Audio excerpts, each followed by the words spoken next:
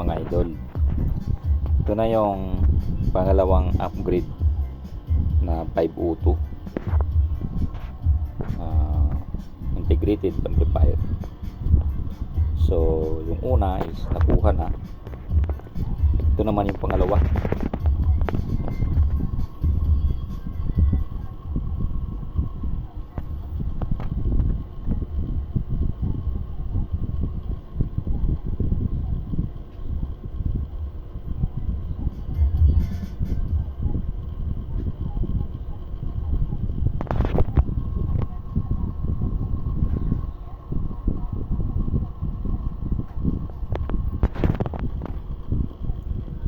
So ito ay hindi ko pa na-upgrade yung transformer natin, siya pa rin.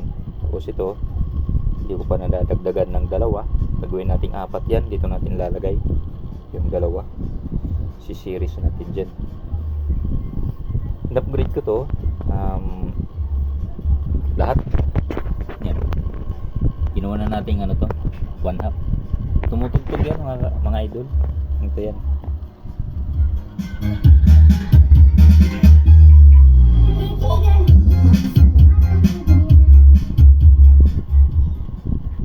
Tumutugtog yan. Copyright lang tayo pag tinanggalan natin. So ito mga 5200 na yan. 5200 at saka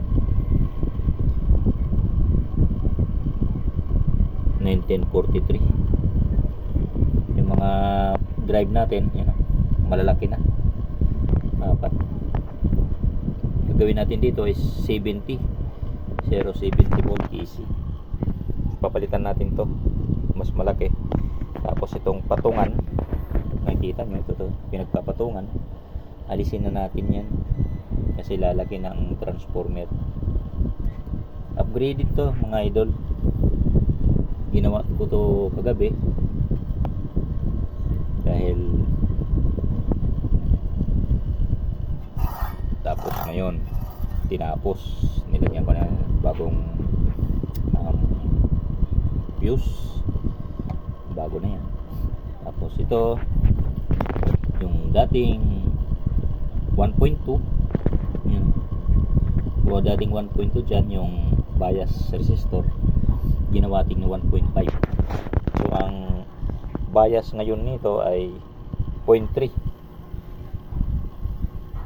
na lang. So ito hindi to nagiinit kahit tumagal to, kahit ibabad natin to ng isang buong araw, hindi hirap tong output transistor nya, gawa ng 0.3 na lang ang bias natin, mas mahina na. So yun ang kagandahan dyan kapag tayo ay nag-upgrade.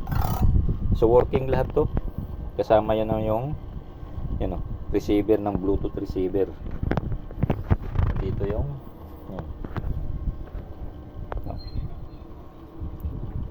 sound check, mic 1 testing, sound check. So tumutunog na yan mga idol. Kaya tinisting ko muna to bago ko i-upgrade ang transformer para makita ko kung sakto yung mga biasing nya. So ngayon dahil sakto na yan, pusin na natin to.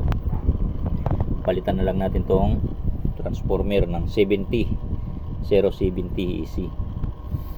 Tapos kung makikita nyo yan, malalaki na, dalawa pa rin kasi ang balak ko dyan is isa na lang.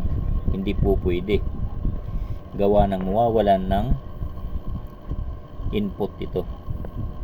Parang walang input ang isang resistor kung isang resistor lang ang gagawin natin. Parang maging useless ang kabila. So dalawa pa rin sila. Sa akin lang yon mga idol, sa palagay ko lang, kasi since na magkaiba yan, isang input, ito yung input, pupunta rito sa resistor. Kung iisahin lang natin, isa lang lalagay, baliwala kabila to. Yung kasi magsusupply din dito, bali magiging out nya ito na. Ito yung out, pupuntang speaker na yan. papunta na dito yan, speaker. So mga idol, buhay yan. Yan yung ating ano.